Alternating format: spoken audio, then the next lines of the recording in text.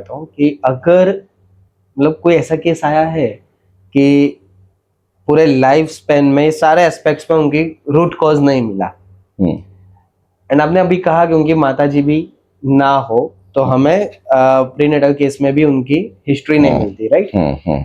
लेकिन अगर कोई ऐसा केस हो कि पूरे स्पेन में हमें कोई कॉज नहीं मिल रहा, कोई मतलब हिस्ट्री नहीं मिल रही, प्रीनेटल केस में भी उनकी मदर का कहना है कि ऐसा कोई एविडेंस नहीं है, ऐसा कोई सिचुएशन ही नहीं थी कि जिसकी वजह से ऐसा कोई इफेक्ट आए, मतलब हिस्ट्री हमें प्रीनेटल केस में भी नहीं मिल रही। मतलब इस जन्म में 10 साल का अगर वो है तो 10 साल प्लस 9 महीने, ये स्पैन ऑफ टाइम में अगर उसको कोई हिस्ट्री ही नहीं है या कोई हमें रूट कॉज पकड़ में नहीं आ रहा है, तो वहां क्या ऑप्शन ओपन होता है फिर हिप्नोथेरेपी के सेगमेंट में? विहांग जी, एक चीज समझ लीजिए, अगर धुआं दिख रहा है तो आग कहीं ना कहीं तो होगी। अगर प्रॉब्लम है तो उसका रूट कॉज कहीं ना कहीं तो होता ही है। अगर इस लाइफ से नहीं मिलता है, अगर प्रीनेटल हिस्ट्री से हमें प्रेगनेंसी के दौरान की जो स्टोरी है उससे हमें कोई रूट कॉज नहीं मिल रहा है, तो हमारे पास एक आखिरी उपाय है जहां पर ज्यादातर केस में हमें रूट कॉज देखने को मिलता है, and that is called past life regression therapy. Okay, past life regression therapy जो है वो जानने का एक बढ़िया तरीका है कि इस जीवन में जो भी आदमी फेस कर रहा है प्रॉब्लम्स को, क्या उसके रूट कॉज कहीं पास्ट में तो नहीं छुपे हुए, पास्ट लाइफ में तो नहीं छुपे हुए, पूर्व जन्म में तो नहीं छुपे हुए। और हमें बहुत सारे ऐसे केसेस मिले हैं जहां पर पूर्व जन्म में वो रूट कॉज दिखते हैं और वहां पर भी हम काम कर सकते हैं। लेकिन मैं यहां पर एक और चीज कहना चाहूंगा, जब भी हम लोग पास्ट लाइफ रिग्रेशन की बात करते हैं ना, तो ज्यादातर लोगों को लग रहा है कि ये सारी फेक कहानियां होगी, ऐसा नहीं हो सकता है। ये अनुभव होता है लोगों को। हाँ, यस, और यस, ये यस। अनुभव उनका नहीं है तो उनका इन विषयों का विरोध करना स्वाभाविक भी, साहजिक भी। लेकिन हमें यह समझ लेना चाहिए कि एज ए ह्यूमन बीइंग हमें यह समझने में सालों लग गए, सदियां बीत गई कि सेक्सुअल रिलेशन से बच्चा पैदा होता है। क्योंकि सेक्सुअल रिलेशन की प्रक्रिया जो होती है उसके करीबन 9 महीने के अंतराल के बाद बच्चे का जन्म होता है। 9 महीने की गैप है। अगर इस गैप को समझने के लिए हमारे पास सालों और सदियां बीत गई, तब जाके हम कॉज और इफेक्ट के कनेक्शन को समझ पाए। तो हो सकता है कि कुछ बुद्धिजीवियों को इन विषयों को समझने में और समय लगेगा, बट ये बिल्कुल क्लियर बात है, इवन ऐसे बहुत सारे साइंटिफिक एविडेंस है कि पूर्व जन्म है वो कोई काल्पनिक कहानी नहीं है, 100% सच्चाई है।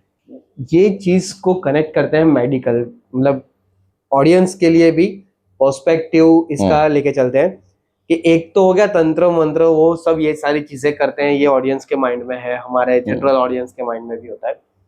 अभी इसको मेडिकली अगर हम लोग कनेक्ट करना चाहते हैं तो how past life regression and hypnotherapy is connected?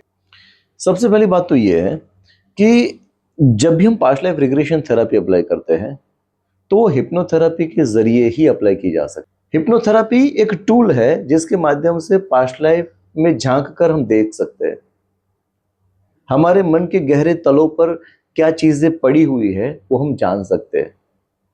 और उसको जानने के बाद फिर वहां पर हिप्नोथेरेपी ही अप्लाई करनी है या फिर एनएलपी टेक्निक्स ही अप्लाई करनी है। पास्ट लाइफ रिग्रेशन जो सिस्टम है वो एक डायग्नोस्टिक टूल है, वो एक टेक्निक है, मेथड है, जिसके माध्यम से हम जान सकते हैं कि हमारे रूट कॉज कहां पर है।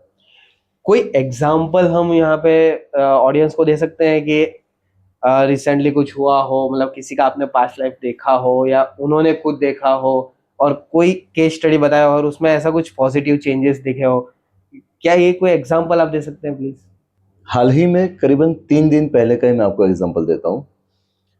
हमारे पास एक प्रोफेसर साहब आए थे, साइकोलॉजिकल लेवल पर उनके कुछ प्रॉब्लम्स थे, डर भय इतना था कि अंधेरे कमरे में वो सो नहीं पाते थे। अगर वो सोते तो लाइट ऑन करके सोते।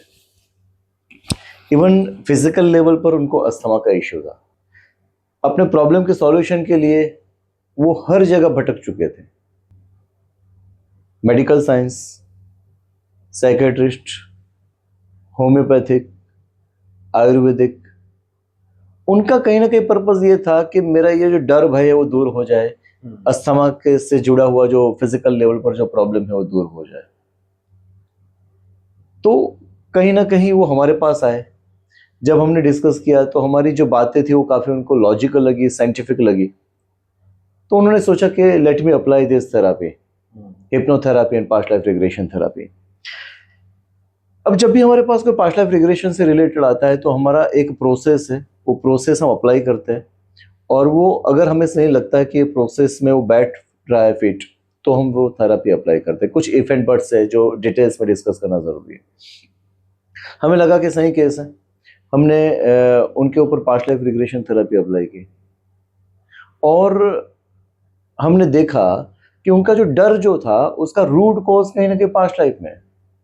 पास्ट लाइफ में पूरी घटना है, स्टोरी काफी लंबी है, बट शॉर्ट में अगर मैं कहूँ तो उनका एक मैरिज किया था उन्होंने, ब्राह्मण थे पास्ट लाइफ में, और इस लाइफ में भी ब्राह्मण है, ओके। और पास्ट लाइफ में जब वो थे तो वहां पर उन्होंने एक शादी की थी, और वो शादी जो थी वो गांव वालों को मंजूर नहीं थी, क्योंकि वो ज्ञाति जो हमारे जो कास्टिज्म जो होता है ना, जो आज चल रहा है, वो शायद उस जमाने में भी चल रहा होगा। तो कास्टिज्म के चलते हुए गांव वालों को मंजूर नहीं थी, और वहां का जो गांव का मुखिया या राजा जो भी कहते हैं, तो उन्होंने उनकी हत्या करवा दी थी, और गला काट कर वो हत्या की गई थी। और उस घटना के कारण उनके अंदर जो एक डर है, भय है, वो बहुत गहरे में उनके अनकॉन्शियस लेयर पर डेवलप हो चुका था। और वो भय आज के जीवन में भी रिफ्लेक्ट हो रहा है। वो आज भी अंधेरे कमरे में सो नहीं सकते। आपको आश्चर्य होगा वो जानकर कि उनके वाइफ जो है वो हमारे स्टूडेंट है, तो उन्होंने मुझे आज ही सुबह बताया कि उनका जो डर है वो अब काफी हद तक दूर हो चुका है, क्योंकि वो 3 दिन से वो सर जो है वो लाइट बंद करके सो पा रहे हैं। राइट। तो ऐसे भी केसेस हमें देखने को मिलते हैं।